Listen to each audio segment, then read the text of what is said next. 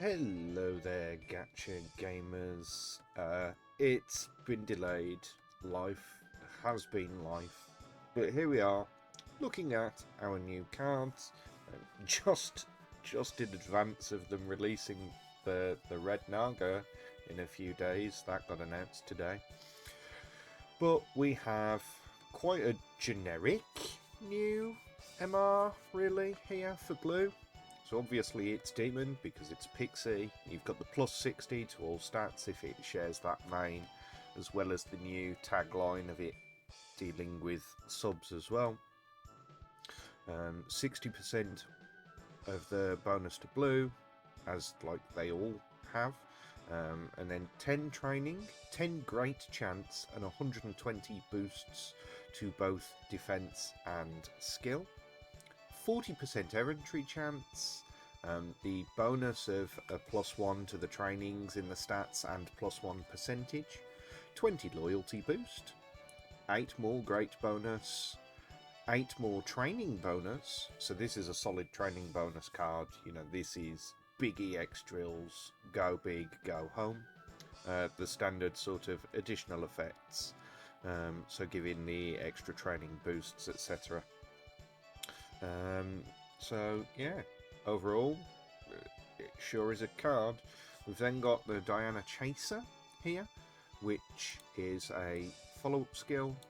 First half, self blue. When an aura technique hits, the following effect occurs.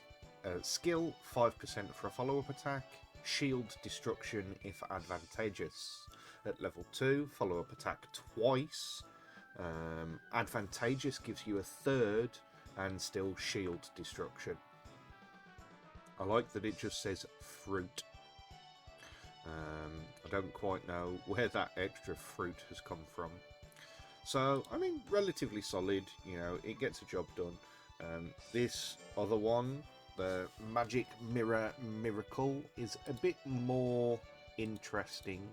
So what you've got there is, if you are blue or pixie, during battle, the following effects can be used once.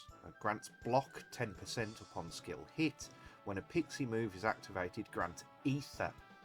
Now, unfortunately, we don't get to know what that means because there's no further information that I can find that tells us what ether does. Blocking 15% upon a successful hit. When an attack misses, grant plus 5% accuracy. So all of these things can be used once. It seems fine. Ultimately, with no real way to quantify ether, it doesn't seem huge. I would hazard a guess, and it's horrible to do this, but from Pokemon standpoint, ether restores PP. Maybe it's a guts regeneration thing. I could see that. That would fall in line with sort of Pixie Kit, so to speak. But yeah, we're kind of completely left in the dark on that one. It seems alright though, solid card. Just a little bit misty, shall we say, a little bit obfuscating. Now, what we also have is no rares. That's a worrying trend that I hope doesn't stick around. But we shall see. So, we've also got Yggdrasil here.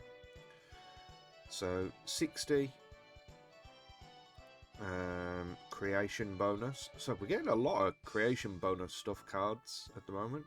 25 errantry, 25 loyalty bonus, 10% training bonus, 150 boost to speed. So, again, you know, we're getting those creeps. +3, +4 boost to creation. I still don't know why they didn't go the whole hog and just make it +5. It still baffles me. 6% training and a training reduction as well. So you've got your +6 and then -6. 40% EX training boost, rounding off the errantry to 50%. And then we have another loyalty boost of 25, which makes this a total of 50. But then we also have this, which is a little obfuscating, right? But it doesn't seem to want to say whether it means it's 10% normal and then extra training boosts in December, January, February, or whether it's boosted to 10% at that point. So this is a card that is apparently better in the winter, and we don't get to try it because we're not in the winter. I don't know why they released it now, but here we are. We then have our skills, so we've got Whiteout, which is after dodging an attack, the following effects are granted, depending on the number of times the attack was dodged. So 1, inflict weakness, level 2, or level 3, depending on the skill of the skill. That was a horrible sentence. Darkness, level 1 or level 2, and then perfect evasion. So if you dodge, good. If you don't, you're already dead.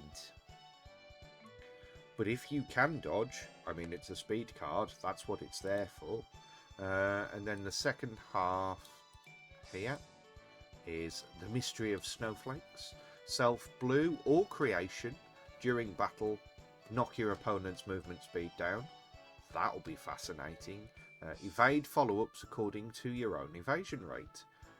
For each time you evade a follow-up, you will receive a follow-up attack yourself, dealing 5% up to 2 times, or 10% up to 4 times, resetting upon successful hits.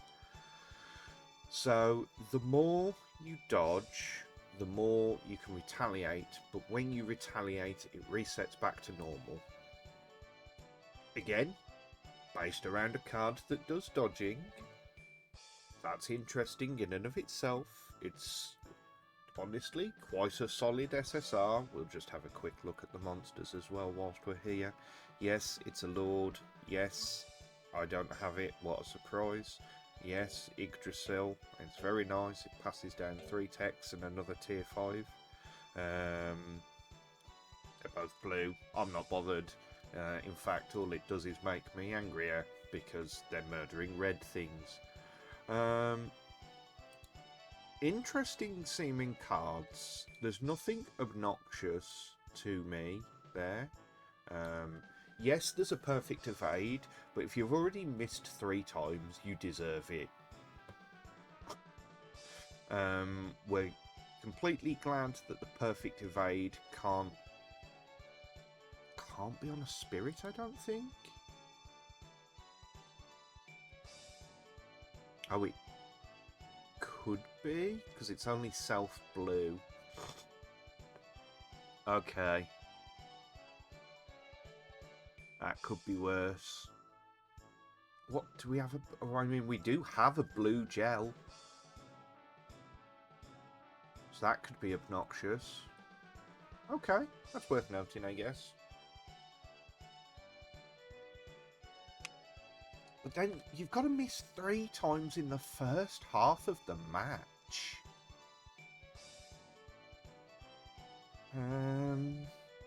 Yeah. I don't know quite how I feel about that. We're going to have to see if it comes up in matches. The more I'm looking at that skill, the more it could be a giant problem.